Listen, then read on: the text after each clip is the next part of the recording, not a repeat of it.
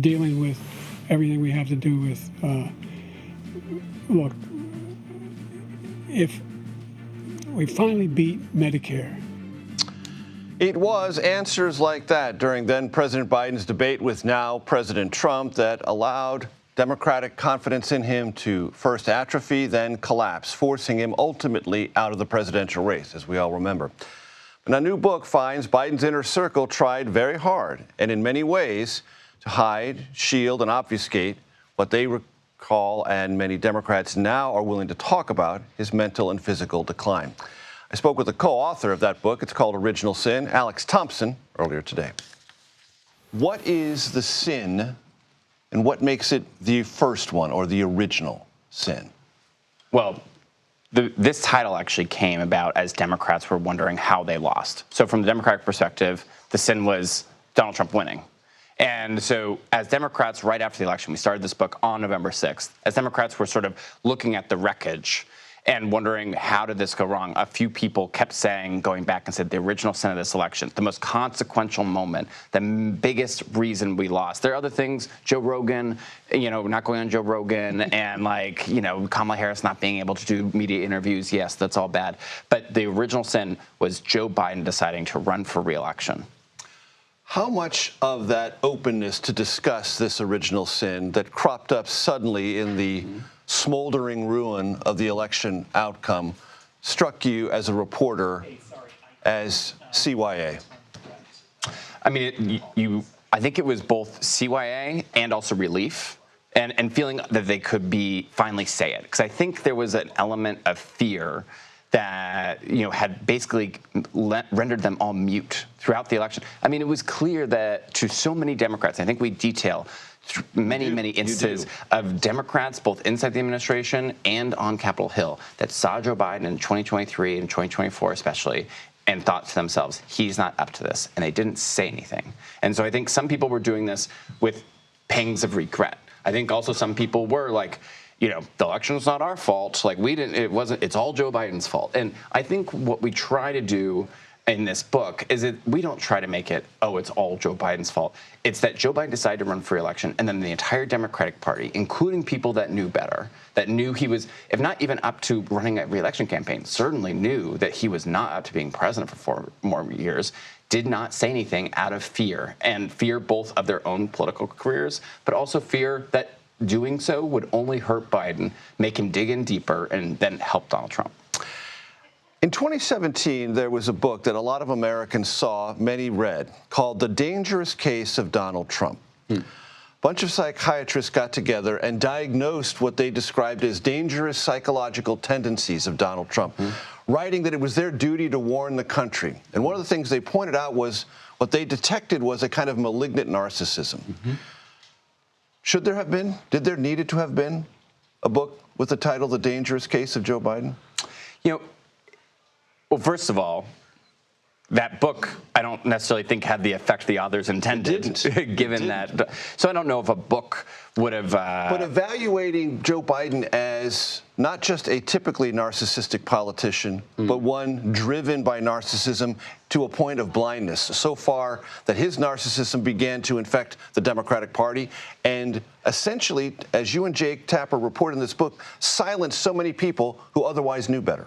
It's so interesting because Democrats love to mock Republicans for saying something different about Donald Trump in quiet, in private, and saying something different publicly, and then this sort of dear leader stuff.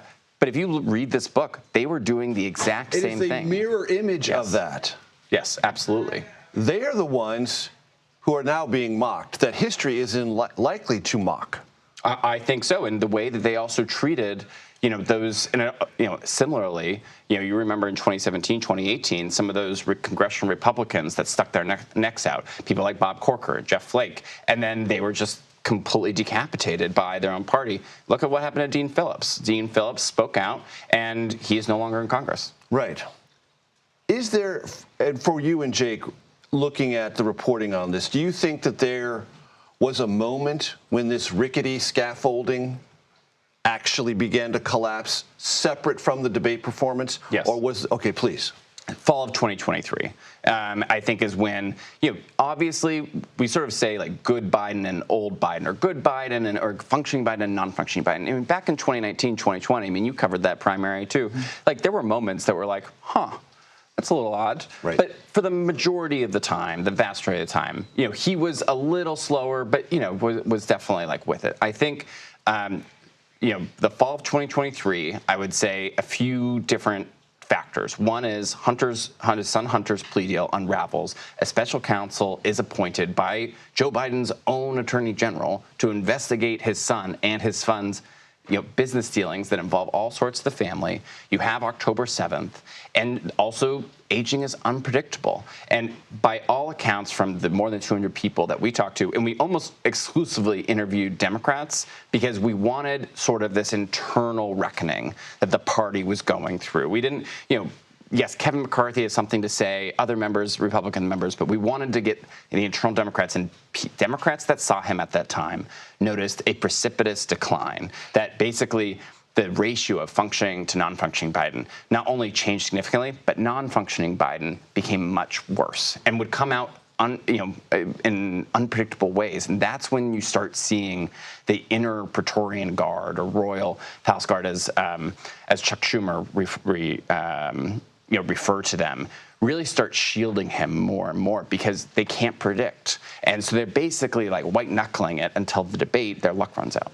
There's so much fascinating reporting in here about the elaborate and increasingly elaborate mechanisms that this Praetorian Guard, this Politburo, whatever the phraseology used by either supporters or critics or those who really didn't have a dog in the fight but saw this clique of people around President Biden, the things that they went through and then orders they gave to try to minimize the visibility and the accumulated political harm of his decline.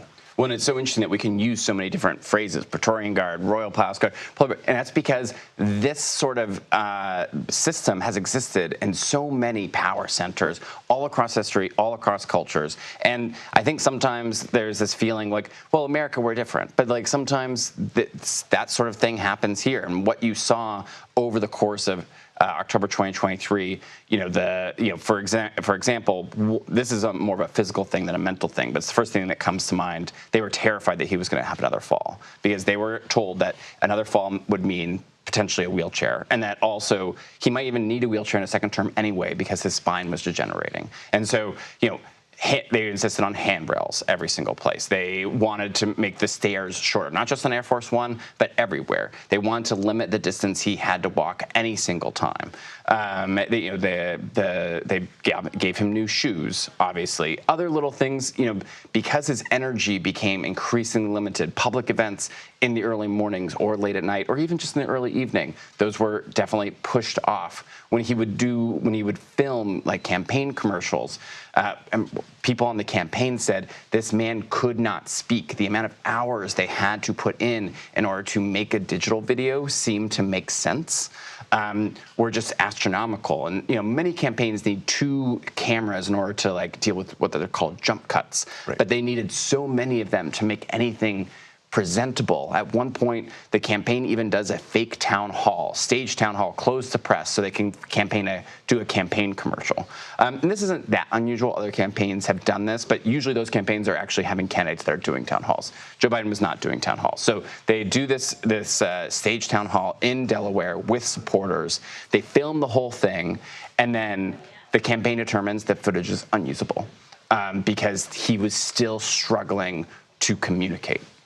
How much of this story, Alex, is driven by the mythology of Joe Biden? Meaning, I was always given short odds by Democratic insiders, always underestimated. I beat Trump. I can only beat Trump. That's my myth. That's what I believe. And everyone has to ride along with me.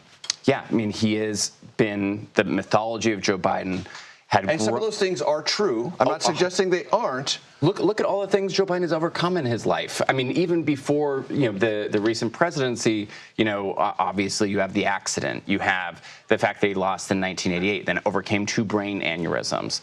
He got his butt kicked in the 2008 primary, then became vice president, then and then he won the 2020 Democratic primary, won the the thing is that, to your point, he can recite chapter and verse every single time that people counted him out, and he beat them. It is if it's a Biden mythology, or as we call in the book, that became a theology. The first commandment is Joe Biden always comes back.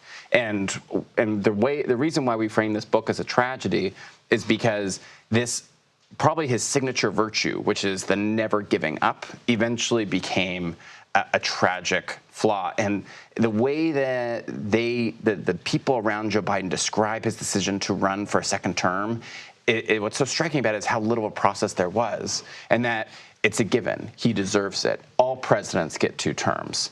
And I think there was, that chip on the shoulder had just sort of like consumed him in some ways. Last question.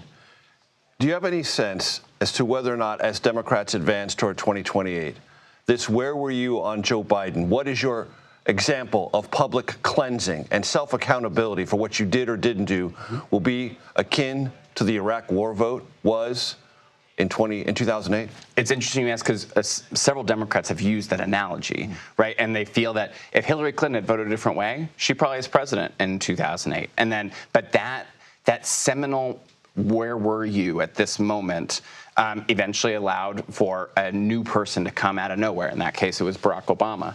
I don't know. I mean, how much does this really affect the politics 3 years from now? You don't know. I think some of it depends on how the Trump presidency goes, because if you're in 2027 and the Democratic Party is basically like, still in like, how did we let this happen mode, I think this could be a really key issue.